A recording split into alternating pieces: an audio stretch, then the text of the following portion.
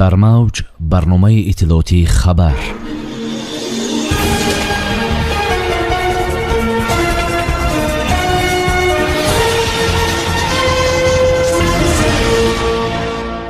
дар Эстония хонаи савдои Тоҷикистон таъсис дода мешавад. иштироки корхонаҳои вилояти суғд дар намоишгоҳи байналмилалӣ УЗФУД 2024. мулоқоти вакилон бо интихобкунандагон.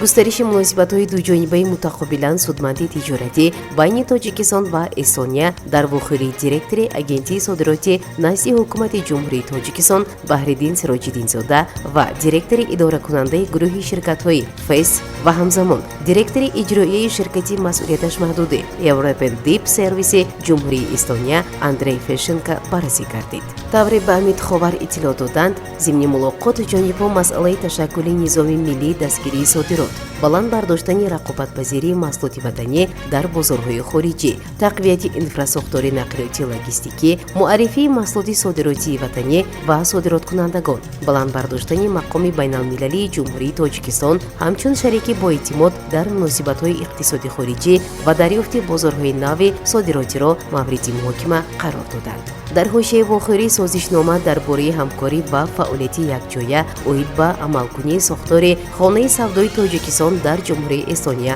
ба имзо расонида шуд. ҳадаф аз таъсис додани хонаи савдои Тоҷикистон дар хориҷи мамлакат ин муаррифии имконияти содиротӣ, муҳайё намудани шароити зарурӣ барои содироткунандагон ва соҳибкорони ватанӣ дар ҳудуди мамлакатҳои хориҷӣ буда ба соҳибкорон имконият фароҳам меорад, ки молу маҳсулот ва хизматрасониашонро муаррифӣ ва пешниҳоди харидорони хориҷӣ намуда фаъолияти корхонаи истеҳсолиашонро тақвият бахшанд.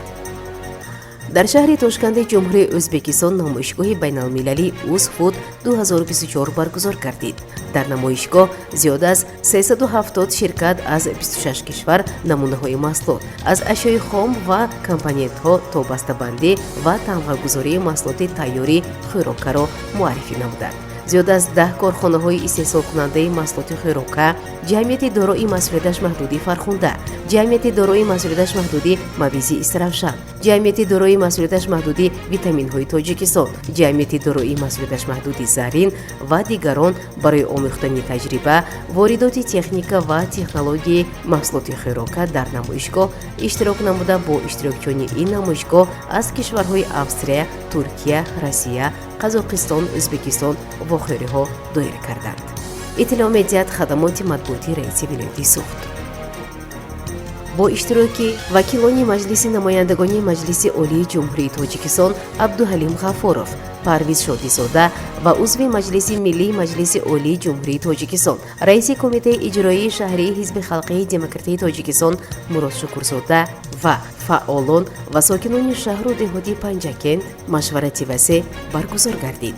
меҳмонон таваҷҷӯҳи иштирокчиёни мулоқотро ба нуктаҳои асосии пешвои муаззини миллат ки фарогири масъалаҳои мубрами ҳаёти сиёсию иҷтимоии ҷомеа, ҷойгоҳи дини мубини ислом, нақши ходимони дин дар ҷомеа, пешгирии гароиш ба ақоиди ифротию ҳизбу ҳаракатҳои тӯлгаро, тарбияи насли худогоҳу ватандӯст, боз ҳам ободу зебо намудани ватани азизамон аст ҷалб намуданд. чунин мулоқоту суҳбатҳои вакилони маҷлиси намояндагони Маҷлиси Олии Ҷумҳурии Тоҷикистон бо сокинон дар ҷамоатҳои деҳоти шаҳри Панҷакент низ баргузор шуданд. дар мавҷ барномаи иттилоотии хабар.